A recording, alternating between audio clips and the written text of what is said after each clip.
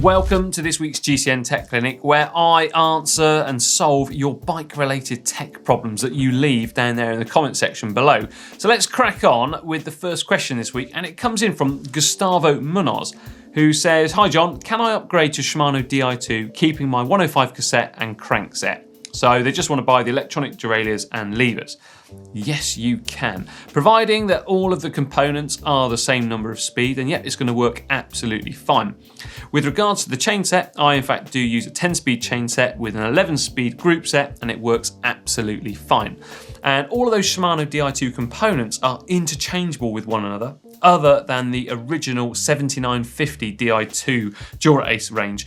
And there are also some sprint shifters, which I believe are only compatible with certain models of Dura-Ace levers too. But other than that, you are good to go. Go ahead, get yourself some Di2. Paulius wants to know, can I use the Ultegra RX rear clutch derailleur with 105 5800 levers? Right then, Paulius, you fancy some one-by action, do you? I don't blame you. It's quite a nice little setup to have. Anyway, the good news is that new rear derailleur will work absolutely fine with the 5800 levers using cable-operated gears. Obviously, Shimano 105 doesn't quite come with Di2 yet, and who knows if it will for the future.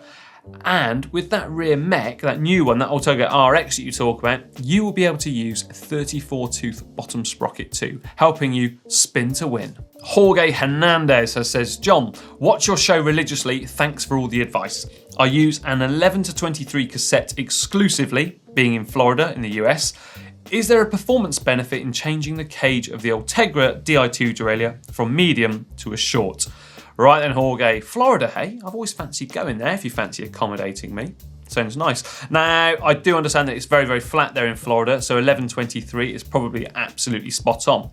As for the performance gains, well, with a medium cage rear derailleur, that longer length of cage is kind of acting as a lever against the spring in your rear derailleur. So it's kind of giving it a little bit more bounce, if that makes sense, and releasing the chain tension. So essentially making the chain not quite as in tension as it could be, or should be, in fact. Now, you're also going to get benefits of better gear changing, as well as slightly more precise gear changing too with a shorter cage rear mech. Or at least that's certainly from my own experiences using them. Next question comes in from Matt D92. He asks, which front wheel is faster? Deep section, tri-spoke or 5-spoke? Now, this has such a huge variation depending on brand and model, and also the conditions that you would be riding in. So for this case, I've actually put it forward to Xavier Disley, who is an expert in aerodynamics with cyclists. So let's have a look to see actually what his answer was. And he said, "Hi John, as with many things, it depends. There are some really horrendous wheels out there. However, the Pro Tri-Spoke, so the expensive one that the Tour de France riders use, is one of the best wheels out there. So a blanket statement on tri-spoke versus deep section is tricky to make. With deep sections, you can get some good ones, such as one that he actually sells himself, 100mm deep. And they reckon it's one of the fastest wheels they've ever tested. So there we are. But, however, there's also some really poor ones available.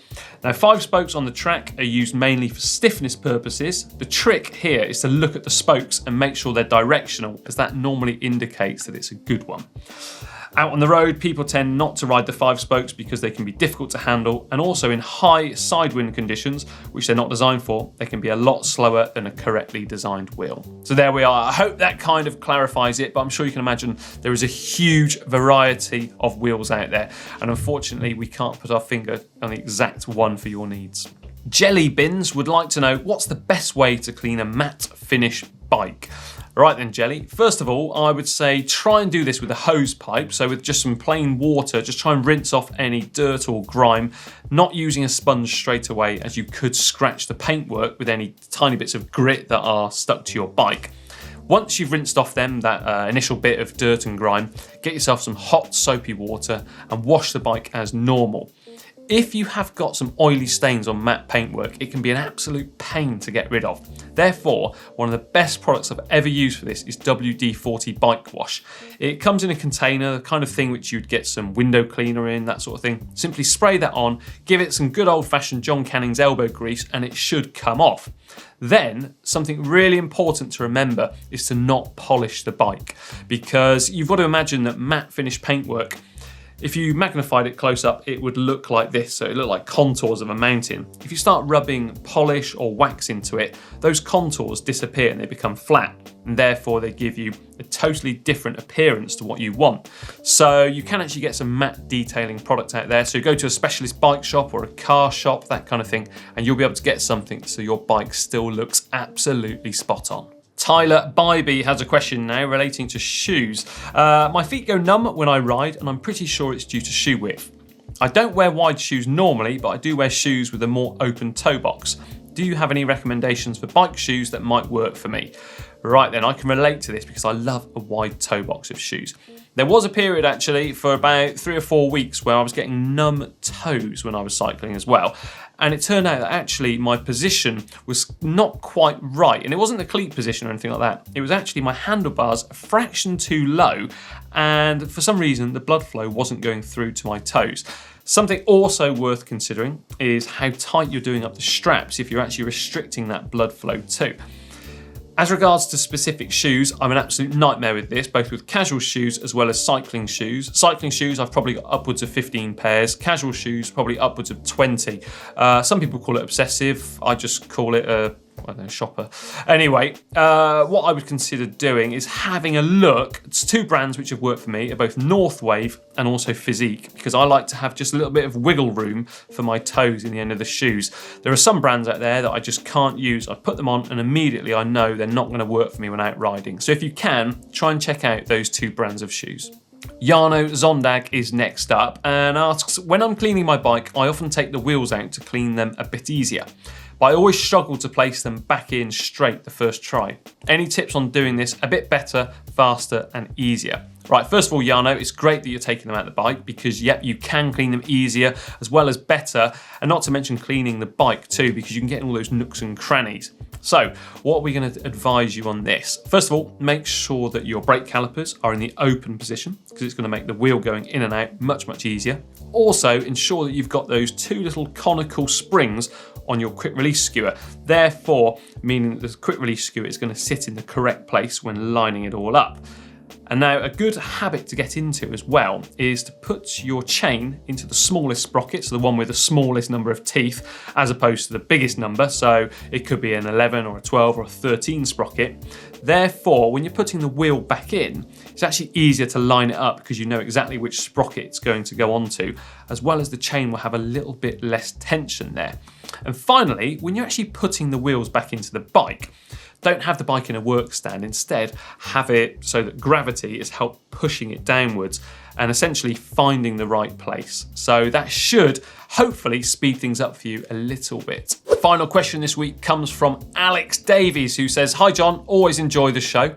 Well, that's a relief. I ride a fixed gear to get to university and I'm currently on my 2nd chain after the first one wore to the point where it was getting close to coming out of the fork end as I pulled it back to get the right tension.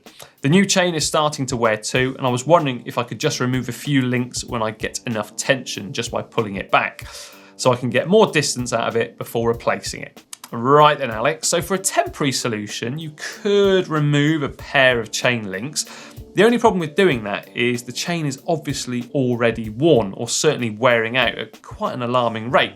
So in turn, it's going to be wearing out your sprocket as well as your chainring, which could well land you with a fairly hefty repair bill. Instead, I would go out and buy yourself a new chain. Those fixed wheel chains, they're not a lot of money, and generally they do last a long time, particularly if you take good care of it. So make sure you're doing that. So give it a good clean, degrease, and only put enough oil on it than what is necessary.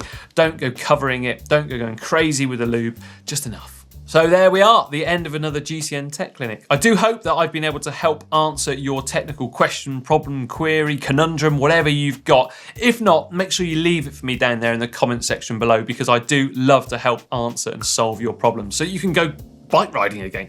Now remember as well to like and share this video with your friends. Give it a big thumbs up. Also, remember to check out the GCN shop at shop.globalcyclingnetwork.com.